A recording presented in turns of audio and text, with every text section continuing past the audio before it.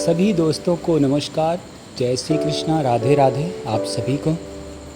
तो आइए आज हम जानते हैं कि परमपिता परमेश्वर की जो हम आराधना करते हैं, तो परमपिता परमेश्वर हमारी आराधना कैसे स्वीकार करते हैं और जो हम उन्हें कुछ भेंट में चढ़ाते हैं, तो कौन सी भेंट प्रभु को अत्यधिक प्रसन्नता देती है और कौन सी भेंट उन्हें बहुत पसंद है।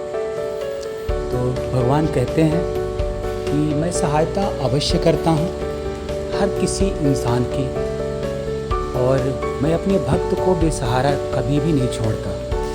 परंतु मनुष्य मेरी ओर देखे तो, सहायता के लिए मेरी ओर बढ़े तो मैं उसकी सहायता ना करूं तब कहना, परंतु मनुष्य तो मेरी ओर बढ़ने के बजाय अपने अहंकार में डूबा रहता है, अपने बाहुबल के घमंड में पड़ा रहता है। वो तो इस भ्रम में पड़ा रहता है कि संसार में उससे बढ़कर कोई नहीं है। वो तो केवल अपनी बुद्धि और अपने बल पर ही भरोसा करता है। अपने बाहुबल पर उसे इतना घमंड होता है कि परमात्मा से भी अधिक विश्वास होता है उसे। भगवान कहते हैं कि मैं मनुष्य से एक श्रद्धा के अतिरिक्त कुछ भी नहीं चाहता, कुछ भी नहीं मांगता। वो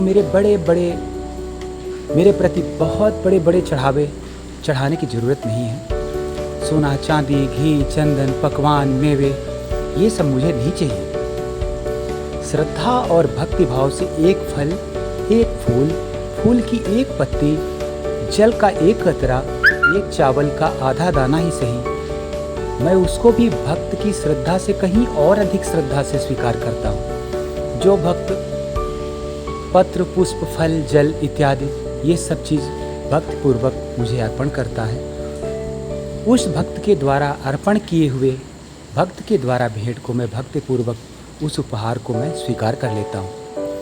अरे इतना भी ना हो सके तो श्रद्धा और भक्ति का एक आंसू ही सही, अरे इतना भी ना हो सके तो श्रद्धा और भक्ति का एक आंसू ही सही, मैं उसे भी कबूल कर लेता हूँ।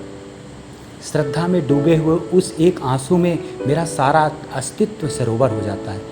भक्ति अथवा पश्चाताप का ये आंसू चाहे लाखों पाप करने के बाद अंतिम शरण में क्यों न बहाया गया हो, मैं उस अनुपम भेंट को भी स्वीकार कर लेता हूँ और मनुष्य के सब पापों को उस आंसू से धोकर उसे नवजात शिशु की तरह निष्पाप कर देता हूँ और मैं उसका कल्याण करता हूँ, उसे मुक्ति देता हूँ। मनुष्य जब वृद्धावस्था में पहुँचता है तब वह प्रभु के शरण में जाने का प्रयास करता है, लेकिन तब तक तो जीवन का बहुमूल्य समय काफ़ी पीछे छूट जाता है।